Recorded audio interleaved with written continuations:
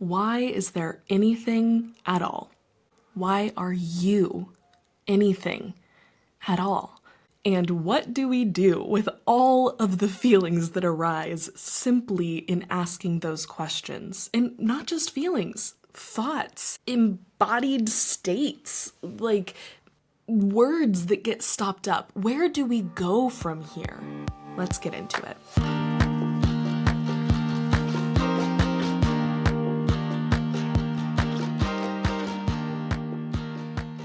Cohere, at its core, is an attempt. It is my attempt to answer these questions personally. That's its function for me. But it is also an attempt in that it wants to ask and explore and interrogate these questions along with you, and attempt to answer these questions along with you, and grasp at the ineffable answers that we seem to need to cling to. So that is the intention behind this video, and everything I'm discussing is leading up to that conclusion. So stick with me. I hope that this lends some insight and opens up some curiosity for you, but then meets you in your curiosity as well. As we go about doing this work, I think we see two tacks commonly taken. One is to adopt something that someone else has offered as truth. This could be a religion, this could be a worldview, it could be a set of politics, but someone else has done a lot of thinking about these things, and I'm going to say, whoa, that makes good sense. Me too. Obviously, it's more complex than that, but for the sake of the video. The other tack is poking holes. It is saying, well, that actually doesn't make sense for these reasons. And that other one also doesn't really make sense. Sure, there's these good things that come from it, but there's also these bad things. And again, I think that applies to political worldviews, religions, spiritualities, and lack thereof, right? I think that these two tacks set up a dichotomy that is really unhelpful.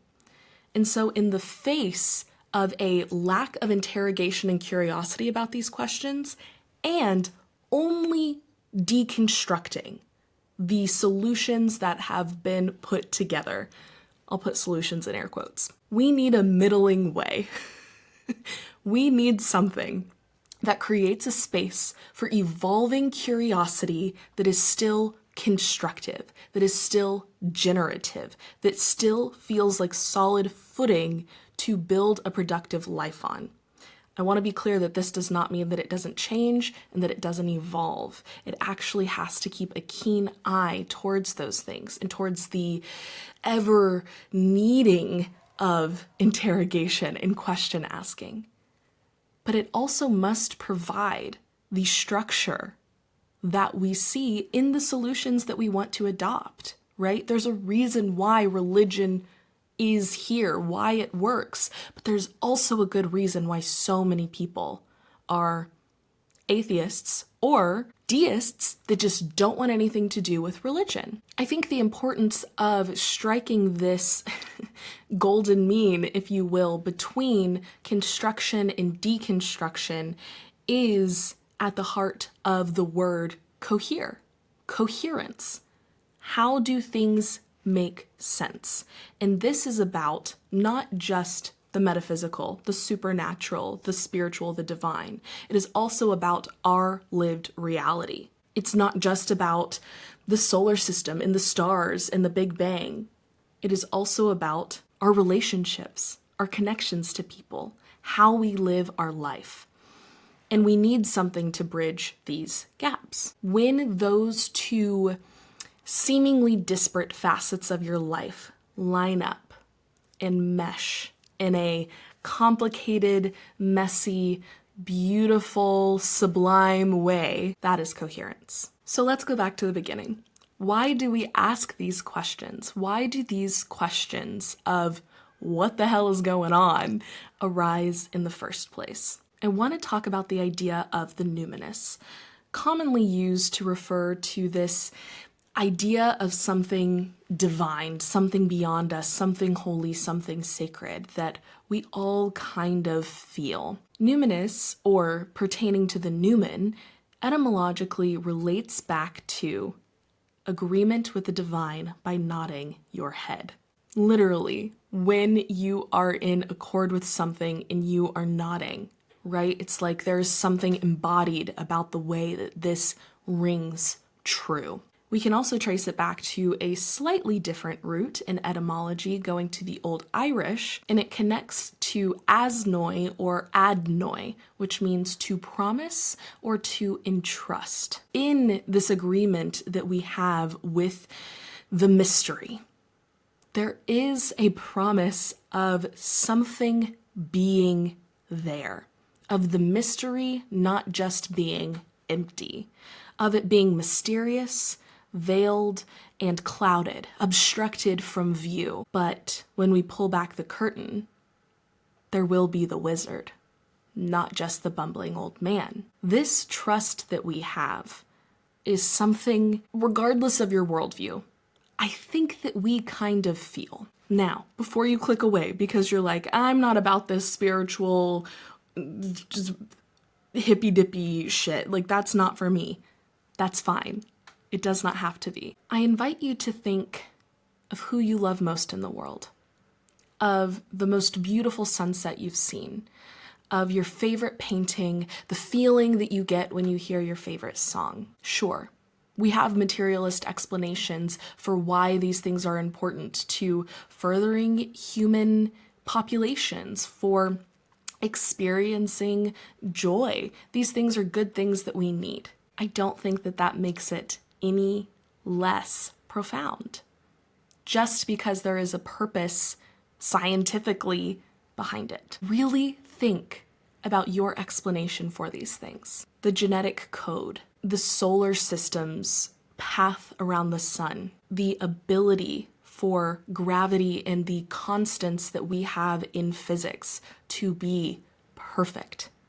I'm not inviting you to see these as proof of any higher power or any God. I'm inviting you to see them as beautiful, holding the beauty that they are, to feel the awe that they inspire. The very theories that you have proven and that you espouse are incredible, and that they feel non-credible because they are so powerful. That awakens that same exact feeling in me. And we don't need to point to a higher power to explain it. We can fall back on materialist reasons for why it exists, but that feeling of awe arises. You have access to the numinous, just like those that are predisposed to believing in the supernatural or a higher power. For those predisposed to the supernatural out there, I also want to talk about your access to the numinous. There is the Calvinist idea of the sensus divinitatis, this idea that there is no true atheist, that we all actually have this breath of life. That means we're never truly separate from the divine, from a higher power. Instead of just looking at sensus divinitatis, sense of the divine, I like the slightly different Latin phrase of semen religionis, or seed of religion. If we look at the etymology of religion, it goes back to religio, also tied to the word rely, but this idea of reconnecting. Ligio, think of ligament, right? We are reconnecting to something. We are bound to something.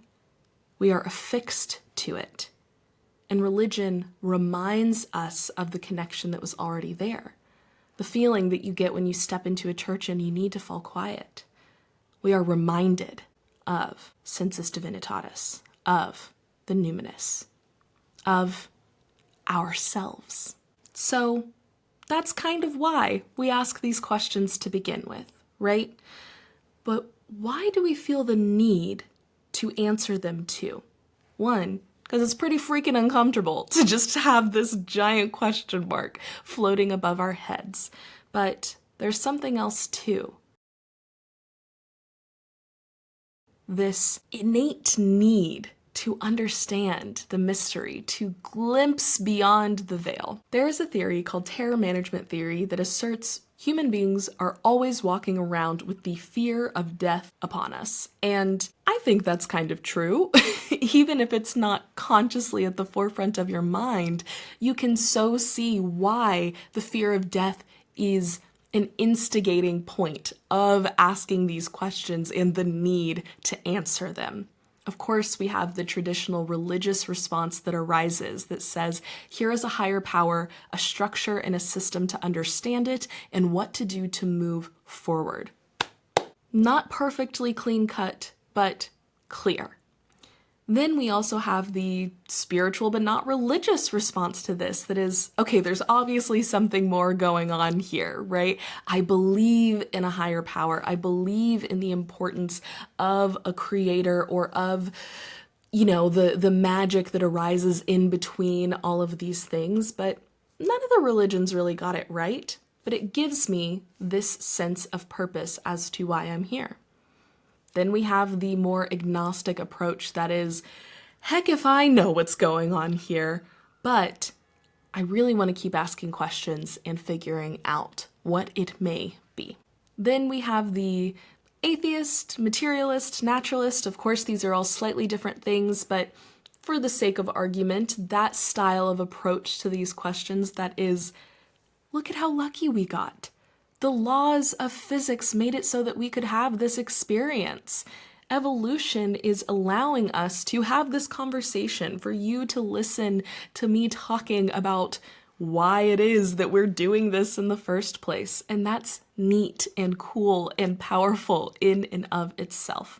We don't need to invent something divine or bigger than ourselves to ground it into meaning. With all of this, these separate terror management approaches all converge on one thing: meaning.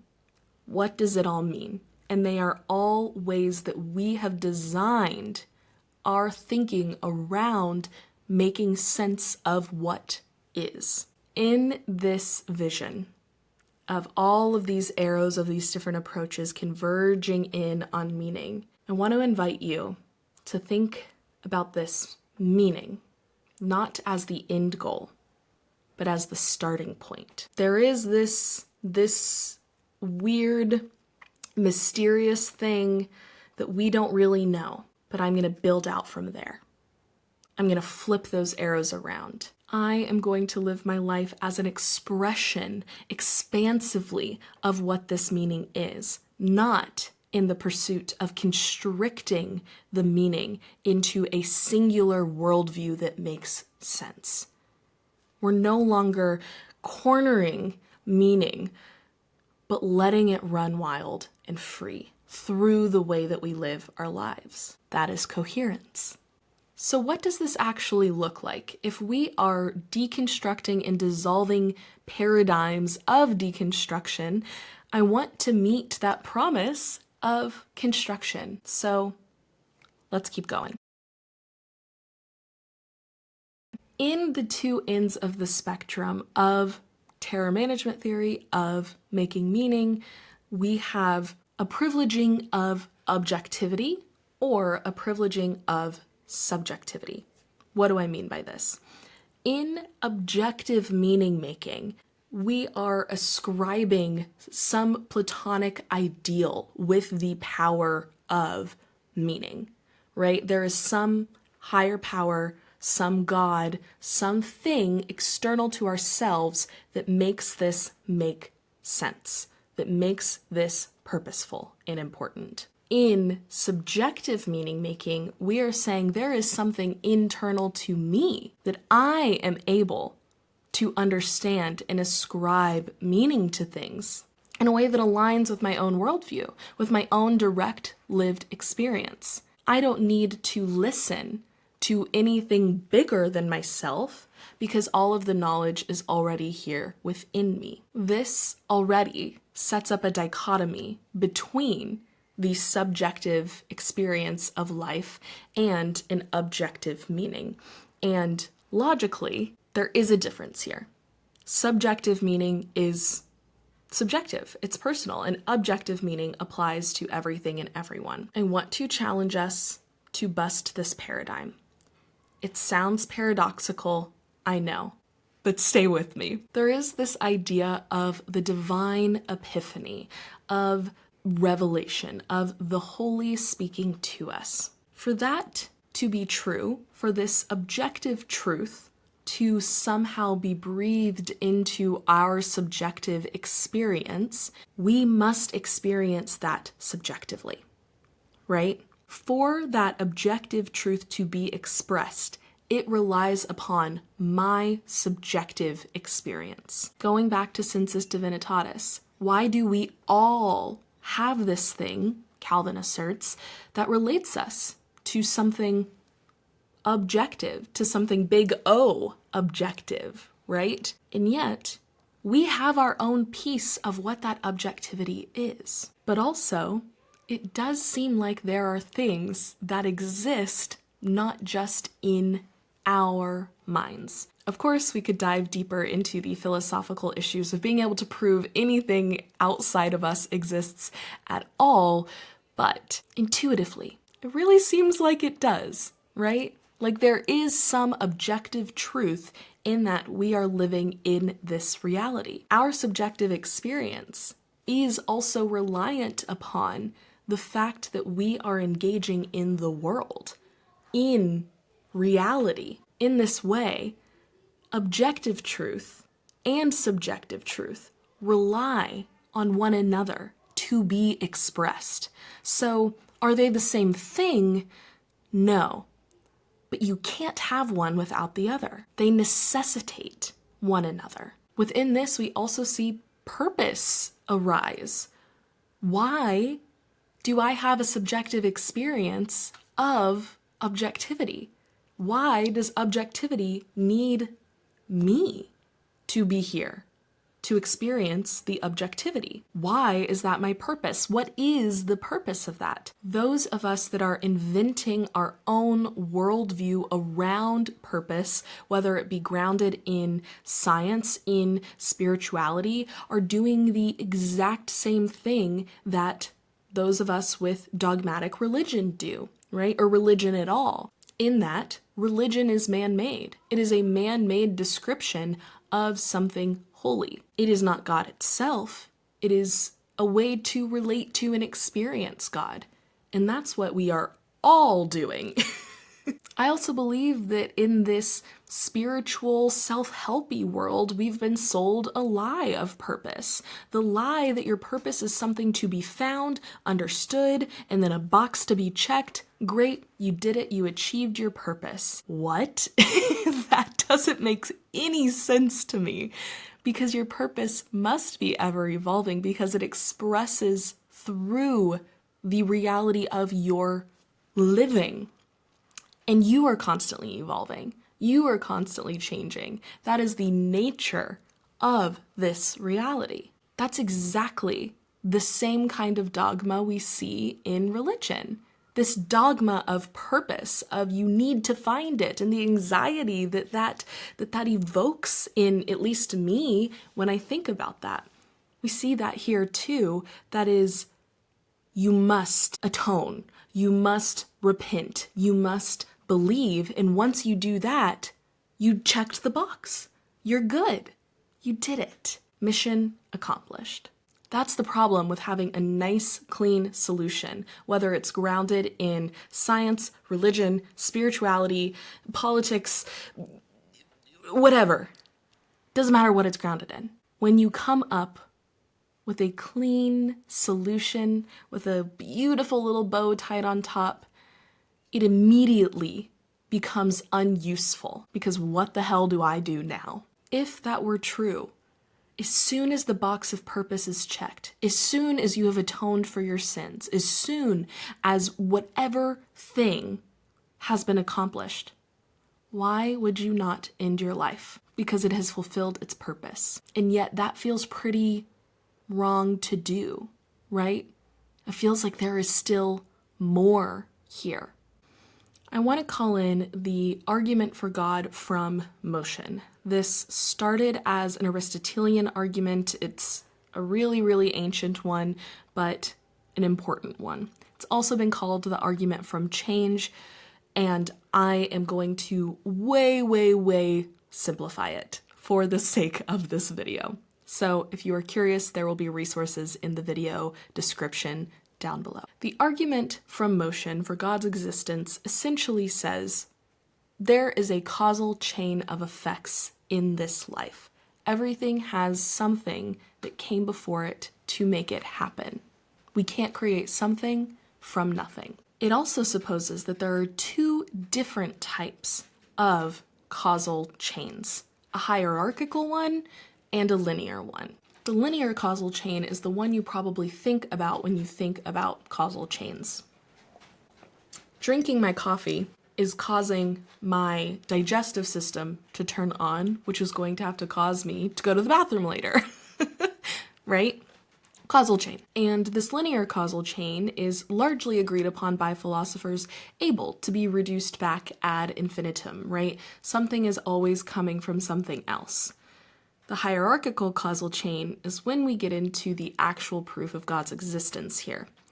There needs to be something that gives that first something its causal power, its ability to cause something else. This in philosophy is what is referred to as the unmoved mover, something that can cause other things but cannot be caused itself. The need for something that cannot be caused obviously gives rise to the argument of a God, of something that existed before us, will exist after us, gives everything that has causal power its ability to be caused, but was not caused itself. I also want to push back on this idea that seems to arise that the immovability of the unmoved mover somehow makes it good, somehow makes it better.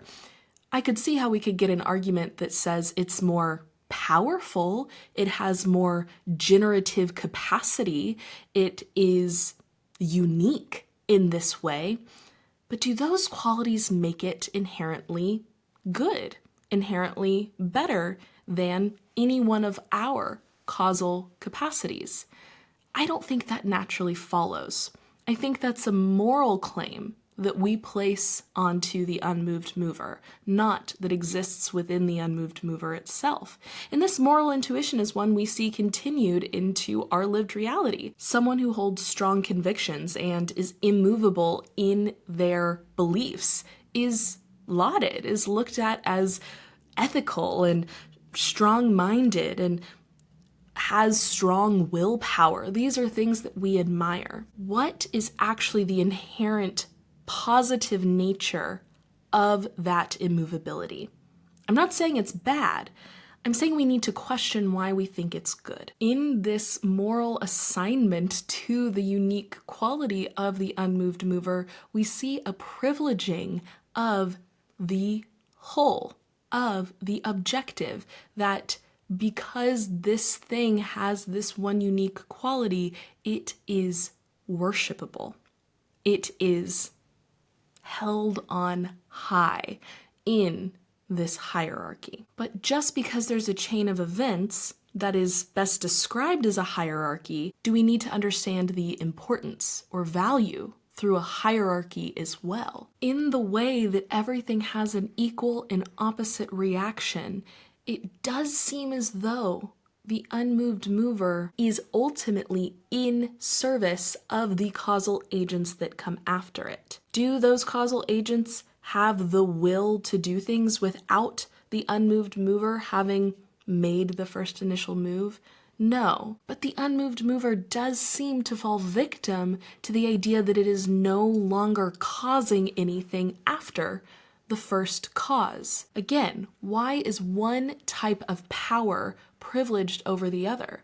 Why is the unmoved mover's unique ability to cause better than a more universal ability to cause? In this way, when future causal agents move, when we cause, we are both radically relying on the unmoved mover, on a power bigger than ourselves, on something objective, on something whole. And yet, That is relying on us to continue acting, to continue the causal chain. Again, the subjective experience is important to the objective one, to the whole. In this way, if we start worshiping this unmoved mover, this higher power that we have deemed for whatever reason more powerful, more important, better, purely by this unique quality,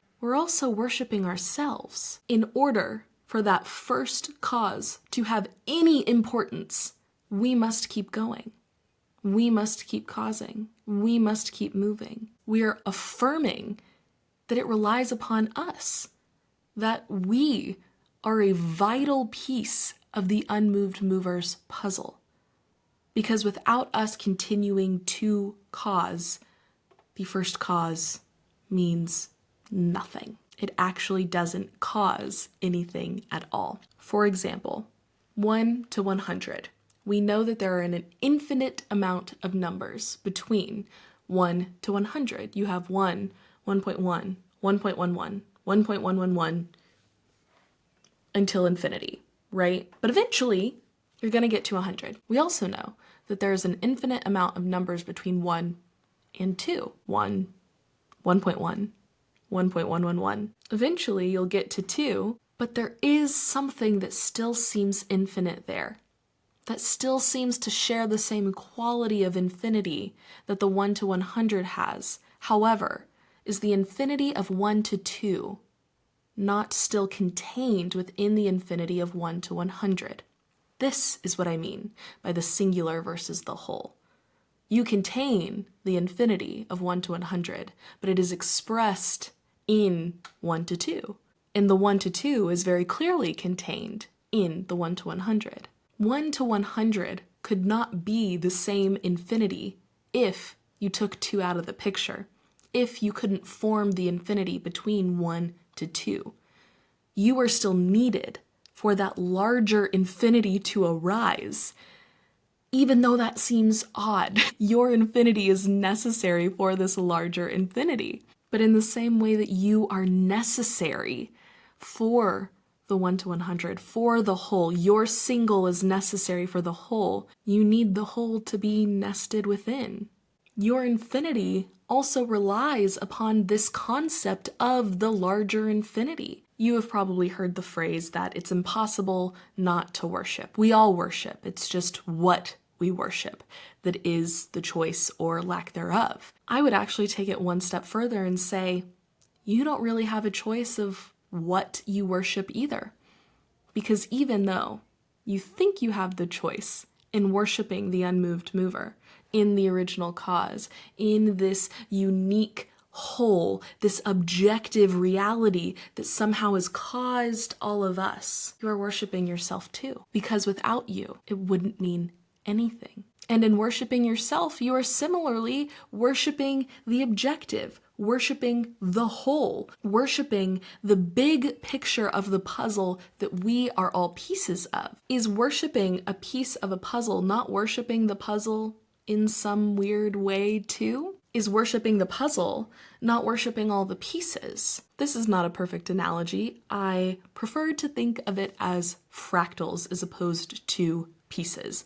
This idea that there is something of the whole within each singular. To further this, for something to be singular, it also must be separate. In order to be worshiping something external to the self, you are privileging the idea that there is a self to begin with, that there is something that is not you that you are doing the action of worship towards. And in privileging that you are a self who experiences this external thing deserving of worship, you are worshiping your own experience.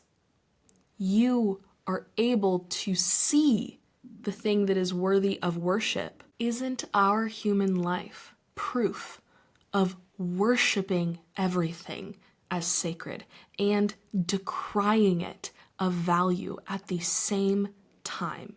isn't the idea of worshiping anything external to the self, when we know that we cannot prove that there is anything external to our experience, this very paradoxical problem in and of itself. There seems to be this assertion that in choosing to worship the unmoved mover, you are humbling yourself, when actually you are deeply affirming your power, your ability, your agency, your autonomy. The same sort of autonomy that is the unmoved mover relying on the causal chain to continue and the causal chain to rely on the first cause. They are inextricably linked and necessarily rely upon each other. What if, in worshiping anything external to the self, you are also worshiping you? And what if in worshiping yourself, you are calling to mind the beauty and power of all that is bigger than you? When we worship a wholer power, that wholer power is worshiping our singular power too. So whether or not you think that we have a choice of worship in general, I certainly think if you are going to worship, you actually don't get a choice in what you worship, because you kind of have to worship everything. Now, we got pretty heady. We got pretty out there. I want to take all of these things and try and ground them back into our reality with a few examples, questions, curiosities for us to chew on a little bit. In these conversations around whether God exists or if this is just pure random chance, we often see an argument from art that says, okay, sure, everything just arises out of the need to necessitate further human expansion, right? Then why do we have art? Why do we have beauty? Why do we have music? Why do we have these things that don't seem to help us survive? I would argue that they do, but not in the way that you think I'm going to. Evolution says that everything prolongs our survival, the expansion of the human species. Well, what is human survival? What is the thing that we are trying to prolong? And it does seem as though there's something very unique, special about human experience, in that our consciousness has the distinct features of being aware of itself and aware of its mortality. But that special type of consciousness had to arise at some point in evolution, which would be a fascinating thing to think about. What was the first person who was aware of what was going on? And if they were the first person, how crazy it must have been to try and explain that to their buddies. Whoa. But at some point, we went from being purely animalistic into this higher order level of consciousness. And in that way, we saw the very nature of what it is to be a human being evolve, move forward. The nature of being a human being is change itself, is evolution, in that life is constantly expanding. The thing we do from the moment we are born is grow, change. If that change, evolution, is inherent in a human being, and evolution is the prolonging of humanity, evolution needs to be able to sustain evolution. That sounds crazy. And in the same way that we saw the evolution from a more quote-unquote basic form of consciousness to an elevated form of consciousness, similar evolutions need to continue to take place in this non-physical sense, in this way that there is something about the mind or about the emotional body that arose in that same process. And as human beings continue to evolve, we see art continue to evolve, literature, theater, philosophy, government, language expanding. These are evolutions in a very real sense. So how can we explain art on a scientific level? Well, evolution is trying to prolong the human experience. And there is something deeply artful about the human experience. If humanity at its core is about change, then the thing that is prolonging humanity must be a facet of prolonging change. In this same way that we can see how art and beauty arises out of a scientific explanation, if you want to call this a scientific explanation. Certainly I am no scientist. We can see how the divine rises out of the mundane. Some of the most spiritual moments of my life have been around a table laughing with my friends, and those are also some of the most common moments of my life. In my move to Italy, some of the most profound experiences have been days that I just go to the grocery store and pick up a prescription at the pharmacy because holy shit, I picked up a prescription at an Italian pharmacy. There's nothing special about that. There's nothing unique about that. There is no unmoved mover quality in that. And yet, it was deeply impactful. It felt deeply divine. And again, we see how the singular gives rise to the whole. In this idea of art relating to evolution too, there's largely this counterexample of reductionism. To say, well, you are just reducing art to a facet of evolution. That's really not what art's about, and I would agree with you. However, I would also say how many artists do that as a living? It's their livelihood. Of course, it's hard to do that, but it's getting more and more commonplace thanks to things like the internet. Why can't something divine also be mundane? Why can't something artful also be the thing that pays the bills and puts food on the table? Is it so impossible to believe that someone who makes a work of art, not just for art's sake, is still doing so artfully even if they get paid for it? Is that an impossibility? Is it an impossibility that something divine cannot be nestled in the mundane? Things not only can be ineffable and useful at the same time. I think these two examples of art and evolution show us how they must be. In the same way that the singular and the whole can't exist without each other. It's not just that they're separate, it's that we must have both. So how do we derive moral value in this way?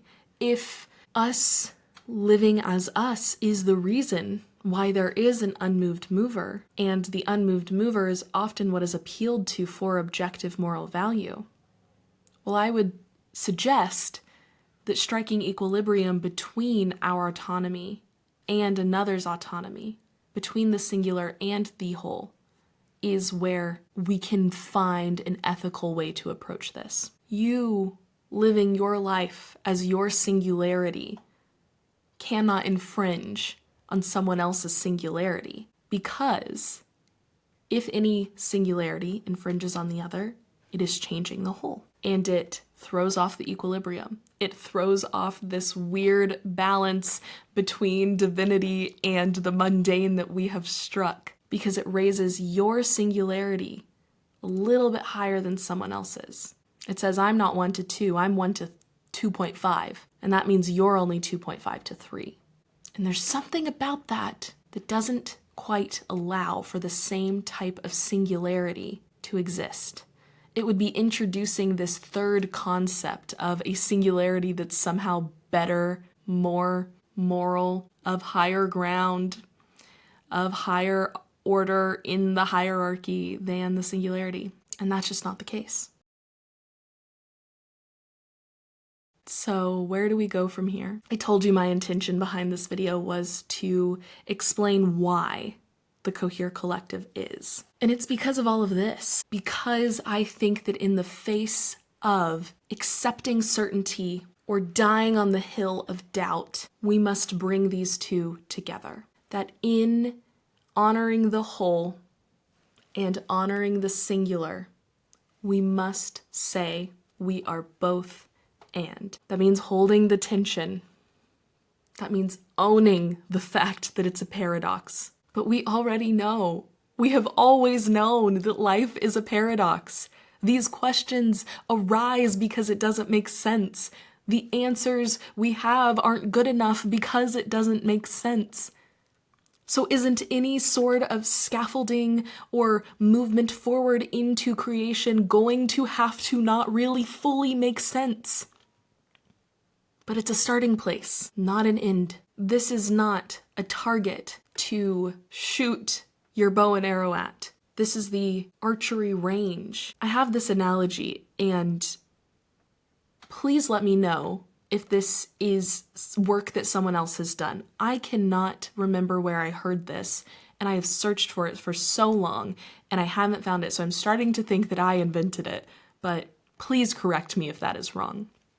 But this analogy, that there is a wall with holes in it, and behind that wall is a light bulb, and you can go up to any one of those holes and see the light bulb. But when you step back from the wall, you see how it is covered with all of these different lenses and ways with which to view the light. When I say the Cohere Collective is scaffolding, it is the room that wall exists in. It is a space for us to support each other in moving back from our specific lens and looking at the other ways that we could potentially view the light. In that way, is there any subjective truth? No. But of course, just like everything we've talked about, the fact that there is no subjective truth in and of itself gives rise to the idea that there is a objective truth because we know that there is not a subjective one. You and your subjective in parentheses truth is how we know that there is truth, and it is chaos and beautiful. Cohere is a place for anyone to map their worldview onto it and then step back and look at that map, investigate it, interrogate it, make it ethical. I hope that this was interesting. I hope that this was challenging. I hope that this was comforting. The thing that I believe the most in this world is that we should be asking the questions, and that how you answer it, is important. Not just because your singularity is part of the whole, even though that is part of it, but because your singularity is one that no one else and nothing else could possibly create or imagine. Your unique infinity. In this moment, in this life, in your iteration of infinity, can never and will never be created again. That is why Cohere exists. To honor you asking these questions. And as we bring them together in a loving and supportive community, we can see the divinity of the whole expand. Like I said, the specific system that is the specific scaffolding that I believe arises out of this will be discussed in another video. This video is plenty long enough. So definitely stay tuned for that. Once it's out, I will link it down below. So if it's out when you're watching now, you will be able to find it. If it's not, please subscribe so you don't miss it.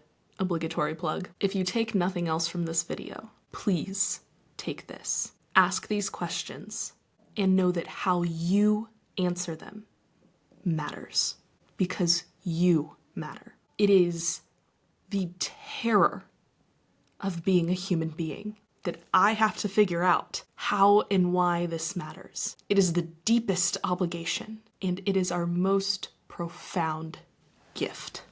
I cannot thank you enough for listening to me. If you've made it this far through my ramblings, please let me know what you thought about this, what you think about it. Did I miss something? Is there something that we need to reorder here? This is, as I'm talking about all these things evolving, like this is evolving too, right? This will not be the same in a year, and I hope that this continues to expand. I would love for you to be a part of that expansion. So chat with me in the comments. You can send me an email. You can tag me in all sorts of stuff. I want to hear it. I want to read it. I want to see it. And if you made it this far, consider subscribing. You probably liked it a little bit if you did. Thank you so much again for being here, for sharing this time with me, for sharing your most valuable attention and your non-renewable resource that is time with me. That honor and privilege and gift is absolutely not lost on me. And as always, I hope you feel like you are living more coherently. Until next time, love.